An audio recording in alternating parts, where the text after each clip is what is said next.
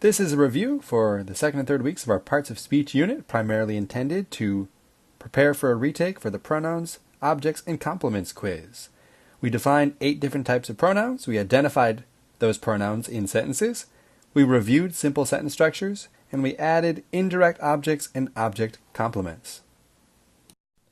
A pronoun, by definition, is a part of speech that replaces a noun in a sentence. And remember, nouns are people, places, things, or ideas. So most pronouns have antecedents, or a word that the pronoun refers to or replaces. If I said, Johnny is going to the store, he will buy milk, he refers back to Johnny. Or the basketball game is at 7 o'clock, it will be fun to watch. It refers back to the basketball game. That's a pronoun referring back to its antecedent.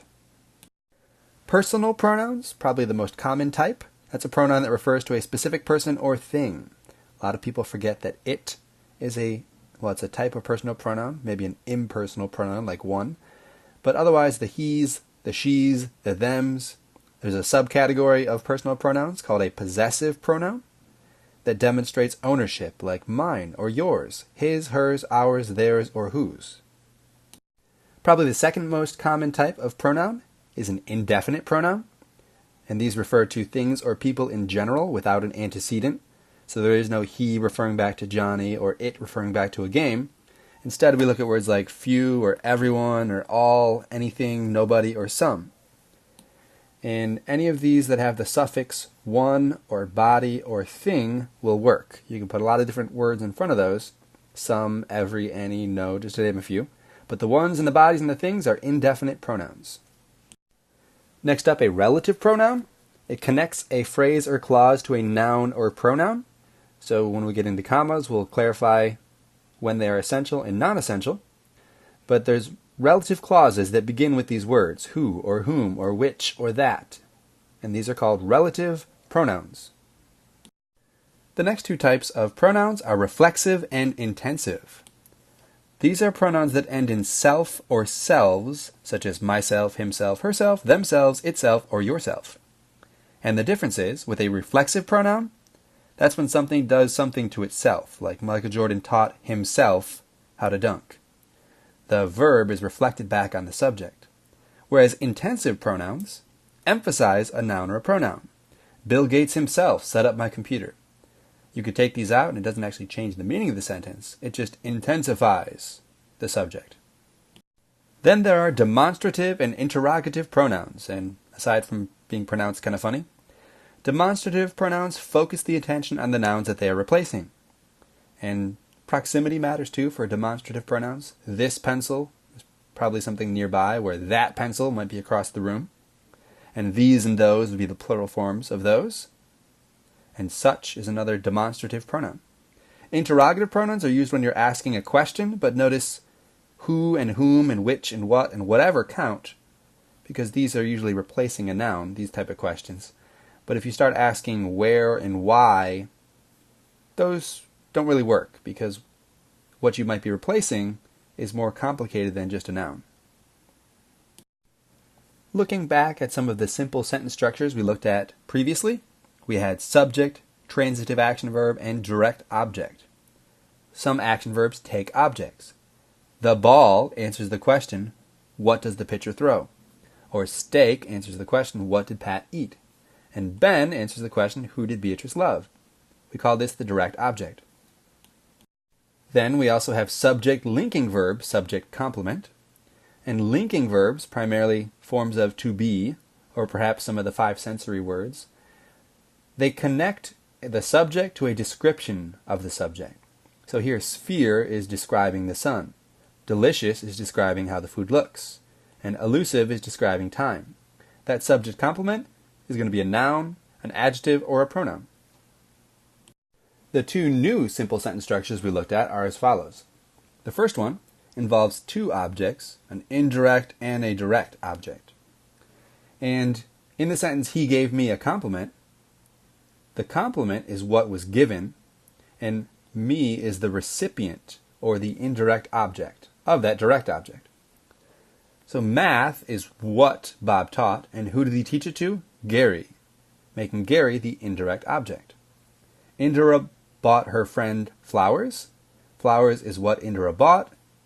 Her friend is the recipient. And we could just say friend is the indirect object.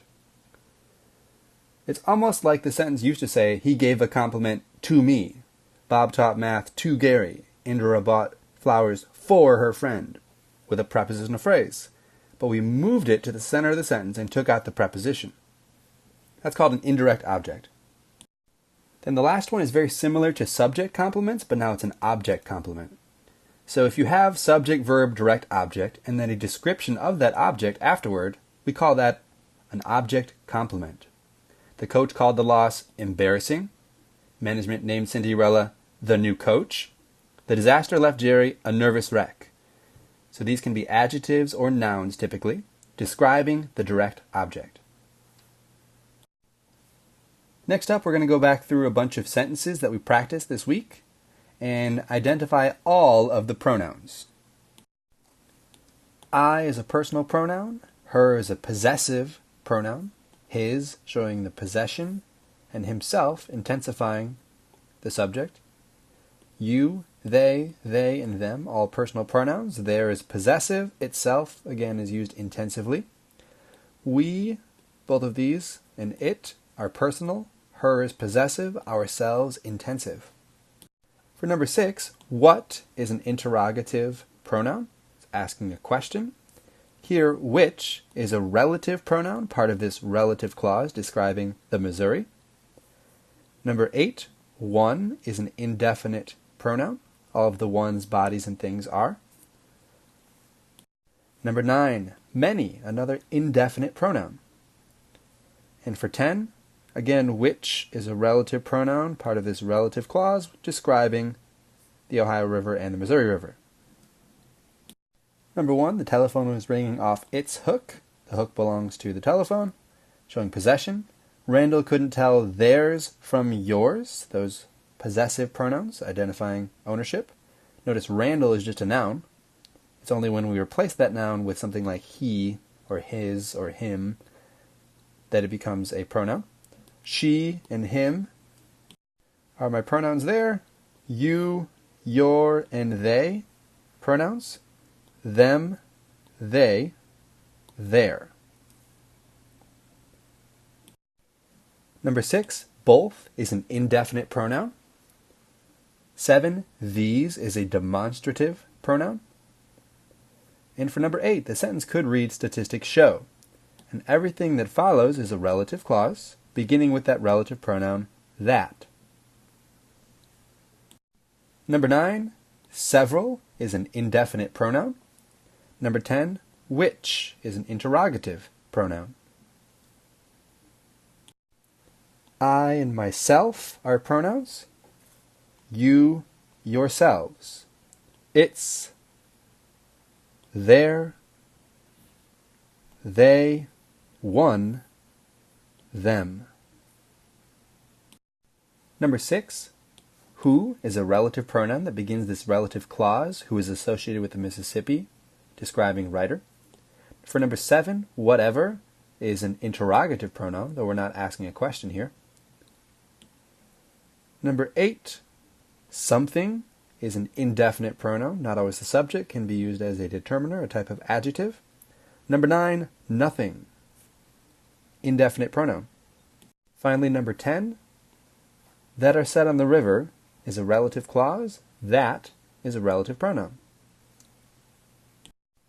She, his, we, hers, you, your, they, he, herself. Then most is a determiner here, but it's a type of pronoun. It's an indefinite pronoun. One and many, you could also argue as both being indefinite pronouns. Many, here in this, again at the beginning of the sentence. What is an interrogative pronoun? Everybody, indefinite pronoun. Anybody, indefinite pronoun. There's some goofy things going on here in number 9 with this there is. It's kind of a unique sentence structure. It's an existential construction. to invert the subject in the verb later on and have it still make sense. Notice is before the subject in this construction. That's why it looks a little bit different. Some people would call that a pronoun. I would not. Next, we're going to label different types of objects and complements for some pretty simple sentences. Johnny fell has no objects or complements. Into a well, that is the object of the preposition. TV is the direct object. That's what Johnny watched.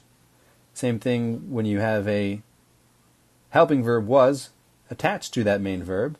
TV is still a direct object. Johnny is a lion, though, is a subject complement. A lion is a description of Johnny. Same thing here, also a subject complement, but field here is the object of the preposition. Johnny taught Bill. Bill is a direct object. That's who Johnny taught. But in the next example, what Johnny taught the tango is the direct object, and the recipient of that is Bill. So Bill becomes the indirect object. Bill bought a biscuit. That's the direct object. That's what Bill bought. Same thing here. Again, a direct object. But Susie is the indirect object because that's the recipient of the biscuit. Susie found Bill. Direct object again. Bill called Susie in the morning. Susie is still the direct object, but morning is the object of the preposition. Bill called Susie embarrassing. Susie is the direct object. Embarrassing is the object complement. Same thing with Bill and unkempt. Direct object and then object complement. Susie left Bill. Sad for Bill, but direct object. Susie left Bill, direct object, a nervous wreck. Wreck here would be the object complement. You can say the whole phrase, a nervous wreck is the object complement, but wreck is the actual noun here. A and nervous are describing it. Patrick broke bread. That's a direct object. Patrick broke bread with his friends. That's an object of the preposition. Bread is still a direct object. Lamar admires Julie. Direct object. Lamar declared Julie a genius. Julie is still a direct object, but a genius is an object complement. Ernie is an enigma. Because Ernie is directly being compared to an enigma, that is a subject complement. Ernie is an enigma without his caffeine. Without is a preposition, so this is OP. Enigma remains SC. An enigma, again, is a mystery, something that you can't figure out. Callie approached her bed. Direct object. Her, the pronoun that is functioning as an adjective, could be considered part of that object, the whole phrase. But for the purpose of labeling direct object, we're just going to say bed. Callie scratched me in the face. So oftentimes me might be an indirect object here, but here it is direct because everything that follows is a preposition. So face is OP. Eloise danced to the music. Music here is object of the preposition. Eloise clung to my arms. Again, object of the preposition. Amelia found her daddy's shoulder. That's a direct object. Comfy, an informal object complement, but still counts. Amelia was soothed. And then on her playmat, prepositional phrase, so that is OP. Spider, used as a proper noun here for a name, is a cat. So that is a subject complement. Spider races through the house. Through is a preposition, so house here is object of the preposition.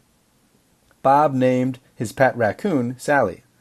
Raccoon would be the direct object, and Sally would be the object complement. Then Bob reads Sally stories. Stories are what Bob reads, the direct object, and Sally is the indirect object, or the recipient of the stories. Everyone sleeps, no object or complement. Most people sleep at night, object of the preposition. He blazes trails, that's a direct object. He was blazing trails, still a direct object. This time we have the helping verb was. Patrick was a fool. Linking verb was, so fool is a subject complement, a description of the subject. Patrick was a fool in the morning. Fool is SC, morning, OP. Clinton offered hope, that's a direct object. And he offered it to who? To me. That's the recipient or the indirect object. Kevin bought a kangaroo. That's the direct object, or what Kevin bought. Kevin bought us a kangaroo. Kangaroo is the direct object, and us is the indirect object, or the recipient. Lionel gave a book. That's the direct object. For my birthday, object of the preposition. Lionel gave John a book. So what did Lionel give? A book. That's the direct object. And who did he give it to? John. So the recipient is the indirect object. Susie rents an apartment. That's the direct object. Susie has kept the apartment clean. So apartment is still the direct object. Clean is the object complement, or the description of the object. Susie elected John, direct object. And Susie elected John, still direct object, president, which is the object complement. Beatrice stood, no objects or complements. Beatrice stood quickly by the fridge. Fridge is the object of the preposition. Joseph bought bagels. That's a direct object. Joseph bought the team bagels. What did he buy? Bagels. That's the direct object. Who did he buy it for? The team. That's the indirect object. Penelope is a predator. Subject complement, even if it's not a complement. Penelope is a fierce predator. Predator is still the subject complement. You could argue the whole phrase, a fierce predator, is used to describe Penelope, but as we will learn next week, a and fierce are functioning as adjectives. Owen cried woof, that's a direct object. Owen cried woof to Daddy, so woof is direct object, and Daddy is OP. Harry called Kiana, direct object. Harry called Kiana beautiful, direct object, and beautiful is the object complement.